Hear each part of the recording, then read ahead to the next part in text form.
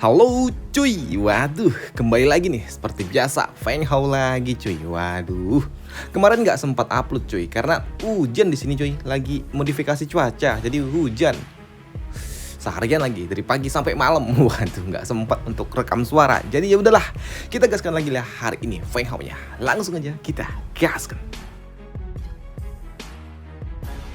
Mereview sedikit dari part sebelumnya. Setelah Feng Hao membuat Ras Wu menjadi kesal karena permintaannya yang aneh-aneh. Di sini Ras Wu mereka pun kedatangan bantuan, yaitu seorang tetua yang dikenal sebagai tetua yang paling kuat. Namun aslinya mah enggak cuy.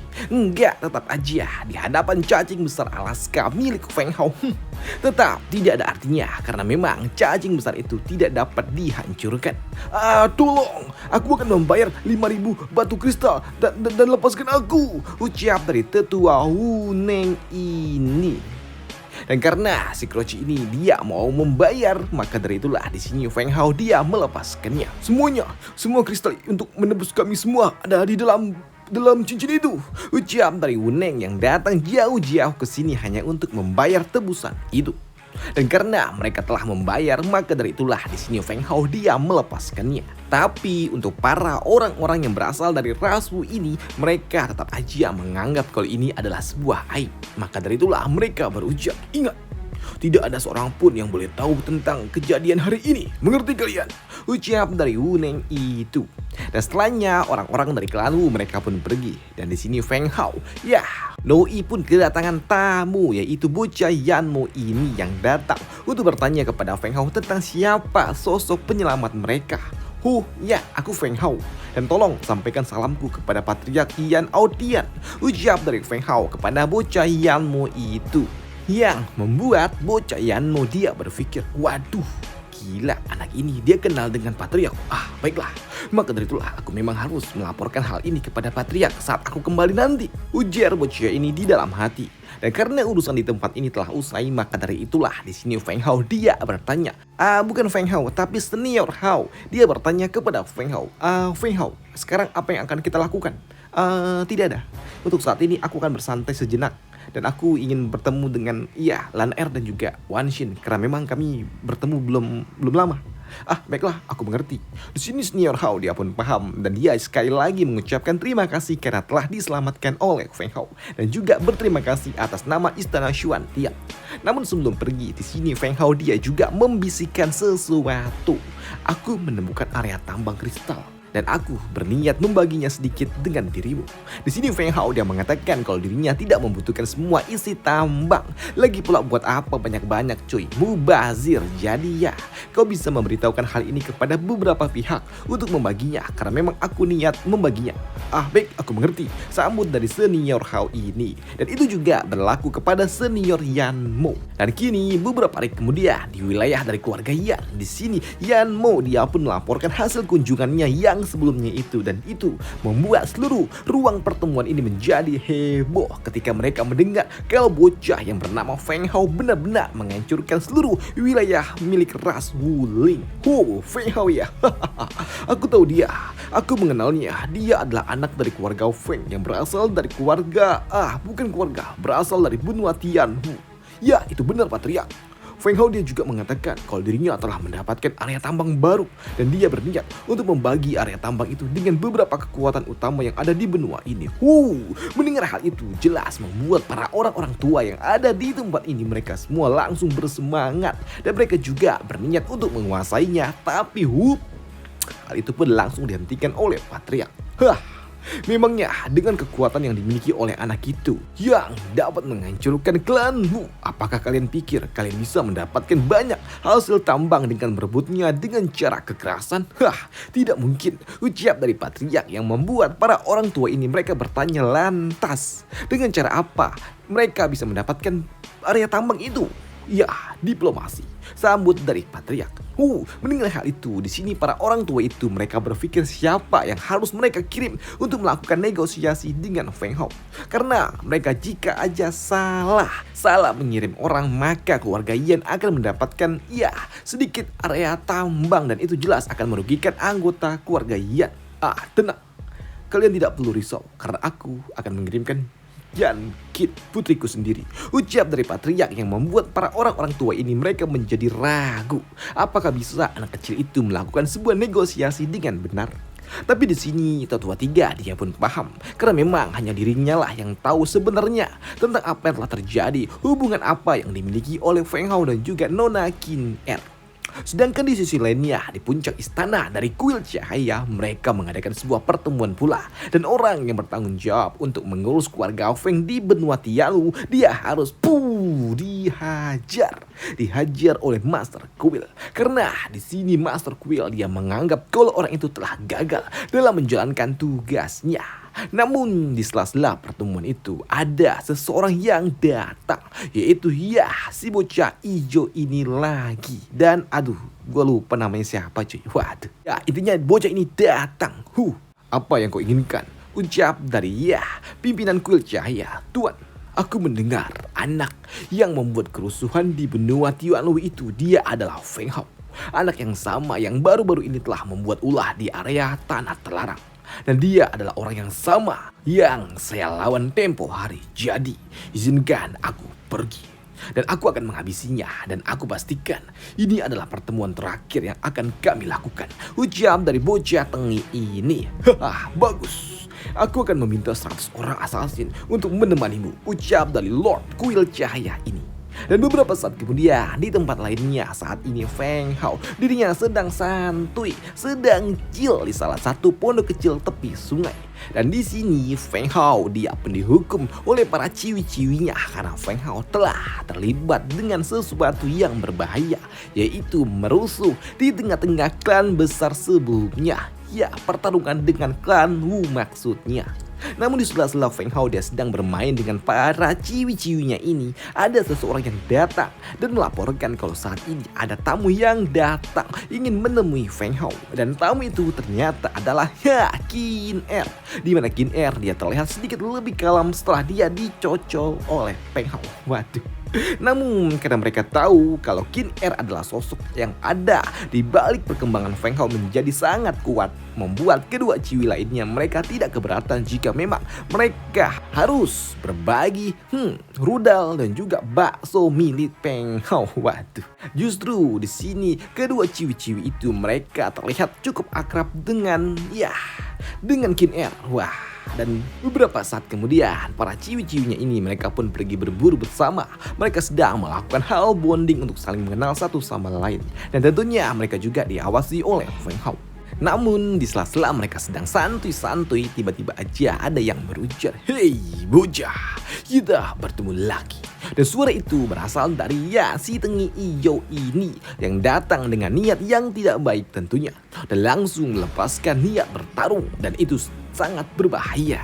Dan itu juga membuat Feng Hao dia meminta kepada para ciwi-ciwinya untuk segera pergi dari tempat ini. Cepat pergi dari tempat ini berbahaya. Namun ketika mereka mau pergi meninggalkan tempat ini, di sini mereka juga menyadari kalau si Ting itu dia datang tidak sendirian. Dia datang bersama dengan beberapa orang yang ada bersama dirinya. Tapi di sini Feng Hao dia tidak peduli dan berujar, "Cepat pergi dari sini. Cepat, pergilah ke area Rawa Edan. Cepat." Maka dari itulah di sini Lan Er yang sangat percaya dengan Feng Hao, dia pun tahu apa yang harus dia lakukan, membawa kedua ciwi-ciwi lainnya untuk ikut bersama dengan dirinya pergi dan percayakan semuanya kepada Feng Hao. Namun melihat ada beberapa ikan yang akan kabur, membuat si Kroji ini dia tidak akan membiarkannya begitu aja. Tidak akan aku biarkan ada di antara kalian dapat pergi dari tempat ini. Kalian semua harus habis. Ucap dari si Kroci sembari mengeluarkan niat. Bukan niat lagi, malah teknik ular-ular hitam miliknya. Namun untuk Feng Hao tentunya dia juga tidak akan membiarkan para ciwi-ciwinya terusik. Maka dari itulah di sini Feng Hao dia pun melompat dan bersiap untuk menebas ular-ular itu, dan itu berhasil yang membuat si Kroci ini dia tidak percaya dengan apa yang dia lihat. Apa? Bagaimana bisa dia sekuat itu dengan sangat cepat? Sedangkan untuk Feng Hao dia pun kini merasa telah sedikit lebih lega karena merasa kalau ciwi-ciwinya udah pasti cukup aman. Maka dari itulah kini dia pun dapat fokus untuk menghabisi para kroci-kroci ini. Mendengar hal itu membuat si Croci ini dia kesal dan dia tidak terima. Dia kembali melepaskan ular-ular iblis miliknya yang kali ini telah diperkuat. Tapi hal itu tetap saja Feng Hao dia tidak menanggapinya dengan serius. Karena di sini Feng Hao dia merasa dia dapat. Ternyata tidak cuy. Kepala ular itu ternyata lebih kuat daripada yang sebelumnya. Dan begitu Feng Hao dia akan dikonter. Feng Hao dia menghilang. Dia menghilang ke sisi lainnya dan kembali melepaskan sebuah serangan dan lagi-lagi ternyata tidak berguna di hadapan ular yang telah diperkuat itu. Dan karena serangannya tidak berguna, maka dari itulah kini Feng Hao dia memutuskan untuk mundur sejenak sembari menganalisa lawannya. Apa-apaan ini? Kekuatan iblisnya terlalu mengerikan. Seranganku tidak berguna. Maka dari itulah ketika serangan itu datang kembali ke arah dirinya Feng Hao, dia lagi-lagi hanya dapat terus menghindari sergapan dari lawannya yang membuat si Tengi ini dia kesal. Namun di sini si Tengi ini dia masih dapat tersenyum yang membuat Feng Hao dia curiga apakah jangan-jangan si Tengi ini dasar menjijikan. Ucap dari Feng Hao yang kini dia langsung pergi karena dia tahu kalau sepertinya ciwi-ciwinya masih dalam bahaya. Cepat, kita harus pergi dari tempat ini. Kita harus terus berlari. Kita hanya perlu memasuki area rawa Eden itu. Ucap dari Wan Xin yang memimpin tim pelarian ini. Namun di sini mereka dapat sedikit tenang ketika Feng Hao dia datang dan langsung melepaskan sebuah teknik tangan surgawi miliknya untuk mengatasi para kroci-kroci yang mengejar mereka. Yang membuat para ciwi-ciwi ini mereka dapat memasuki area rawa Eden dengan aman. Feng Hao, cepatlah datang dan bergabung dengan kami. Tidak. Tenanglah dan tunggulah di tempat itu, ucap dari Feng Hao. Dan karena mereka telah ada di area Rawa Eden, maka dari itulah kini Feng Hao dia pun memanggil Rupi untuk membantu dirinya membuat kini tanah-tanah yang ada di bawahnya mulai bergerak dan mendekati para kroci-kroci yang ada di tempat ini. Namun tanah-tanah itu dihajar langsung dari atas karena mereka tahu kalau itu pasti adalah salah satu teknik milik Feng Hao. Namun sayangnya yang mereka tidak tahu adalah tanah itu tidak akan dapat dihancurkan dengan mudah. Apa-apaan itu? Serangannya tidak berguna.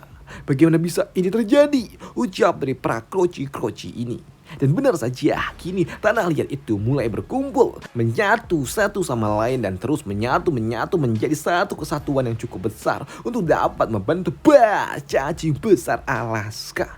Yang membuat para pasukan assassin yang ada di tempat ini mereka langsung kocar kacir. Mereka semua disergap dan diserang dan dilahap juga oleh cacing besar itu. Yang membuat si Tengi ini yang baru saja tiba dia pun cukup terkejut dengan apa yang ada di depannya itu. Apa-apaan itu? Namun ketika dirinya akan dilahap, si Tengi dia pun melepaskan teknik ular miliknya menembus tubuh dari cacing besar itu. Walaupun di sini tubuh cacing besar itu tidak dapat dihancurkan, tapi begitu juga dengan teknik ular si Tengi tidak dapat disergap ataupun dihancurkan yang membuat Feng Hao dia bertanya-tanya teknik macam apa itu cuy. Begitu juga dengan si bocah Tengi ini. Dia pun kesal teknik ularnya coba dihentikan oleh cacing besar aneh ini. Apa-apaan ini? Kalian pikir kalian bisa menghentikanku dengan teknik ini kah? Tidak akan. Si Tengi dengan teknik ular berkepala dua dia dapat menghancurkan cacing besar Alaska milik Feng Hao. Kau pikir dengan teknik lemah seperti itu kau bisa menghentikanku? Tidak akan. Ucap dari si Tengi ini. Tapi untuk Feng Hao doi mah santai aja bray. Karena memang mau dihancurkan bagaimanapun cacing besar itu akan terus tumbuh, akan terus beregenerasi selama sumber energinya masih ada. Apalagi cacing itu telah menelan banyak para assassin yang sebelumnya.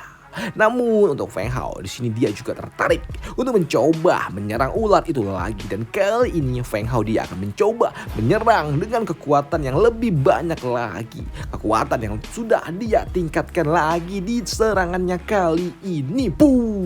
Ternyata hal itu pun berhasil. Dan uniknya hal itu juga membuka 5 meridian daun milik Feng Hao yang sebelumnya. Dengan begini kekuatan pukulanku akan menjadi lebih kuat daripada yang sebelumnya. Ucap dari Feng Hao. Mendengar Feng Hao yang melakukan sebuah penerobosan jelas membuat si Tengi dia kesal. Bagaimana bisa Feng Hao dia melakukan penerobosan di tengah-tengah pertarungan? Walaupun aku tidak tahu penerobosan apa yang dia lakukan, tapi tetap saja itu membuatku muak. Maka dari itulah si Tengi dia pun memanggil teknik iblis lainnya lagi. Tidak lagi berbentuk ular, tapi kali ini bentuknya seperti sosok iblis yang sesungguhnya. Dan itu jelas jauh lebih berbahaya daripada yang sebelumnya. Dan Feng Hao dia mencoba untuk menghentikan bukan patung teknik iblis itu dengan menggunakan teknik tangan surgawi miliknya. Namun yang ada sayangnya hal itu tidaklah berguna karena teknik iblis itu ternyata jauh lebih kuat daripada teknik ular yang sebelumnya. Wah gila, teknik macam apa itu? Itu jauh lebih kuat daripada yang sebelumnya. Sepertinya aku terlalu meremehkan bocah itu, ucap dari Feng Hao setelah dia terkena rebound serangannya. Namun di sini Feng Hao yang baru saja bangkit, dia kembali harus dikejutkan dengan sosok iblis yang kini melesat langsung ke arah dirinya, yang membuat Feng Hao dia pun takut kalau sosok iblis itu akan langsung menghajarnya. Namun untungnya tidak. Di sini bocah Tengi itu dia tidak langsung melepaskan sebuah serangan, tapi dia sempat berdiri dan berhenti tepat di hadapan Feng Hao dan mencoba membuat Feng Hao kena mental. Apakah cuma segini kemampuanmu? Apakah kau cuma memiliki bakat untuk terus melompat seperti kutu? Sungguh menyedihkan, ucap dari si Tengi itu. Namun untuk Feng Hao dia pun sadar kalau si Tengi itu dia mencoba untuk memprovokasinya. Apakah dia menantangku agar aku tidak menggunakan teknik teleportasi? Tidak. Namun ketika Feng Hao dia akan maju menghajar bocah itu, tiba-tiba saja terjadilah sebuah benturan energi petir yang sangat dahsyat tepat di hadapan si Tengi itu. Apa? Atribut petir? Siapa itu? Itu sangat kuat. Master mana yang berani mengganggu pertarunganku? Dan ternyata atribut petir berasal dari Qin Er yang tidak lagi bisa tinggal diam melihat Feng Hao terus ditekan. Feng Hao, aku akan membantu dirimu, ucap dari Qin Er. Apa? Ternyata hal itu jelas membuat si Tengi dia kesal. Apa nih? Jadi dia adalah anggota dari keluarga Yan kah? Pantas saja aura petirnya sangat kuat. Tapi ini terlalu kuat untuk seorang bocah. Namun tidak cuma untuk Qin Er saja yang akan ikut bertarung, tapi di sini Lan Er dan juga Wan Xin mereka pun sama. Mereka berdua akan ikut bergabung dengan Qin Er bersama dengan Feng Hao. Di mana Wan Xin dia pun melepaskan sebuah teknik miliknya, yaitu teknik es dan juga badai salju miliknya. Begitu juga dengan Lan Er, dia akan menggunakan teknik cahaya bintang khas milik Istana Xuan yang akan digabungkan dengan teknik petir milik Qin Er. Maka dari itulah ini akan membentuk 3 buah teknik kombinasi sempurna untuk dapat menghajar bocah Tengi itu dengan cukup telak. Dimana bocah Tengi dia juga terkejut dengan teknik gabungan itu hingga membuat dirinya tidak sempat untuk membuat sebuah pergerakan untuk melindungi dirinya. Dan ya selesailah dulu cerita kita di sini dulu ya cuy ya. Waduh besok lagi cuy, karena ini ya mepet waktunya cuy. Aduh ya udahlah, mumpung ya gitulah, besok lagi lah ya. Sampai jumpa, bye, thank you. Nih jam berapa nih upload nih? Waduh, udah lah.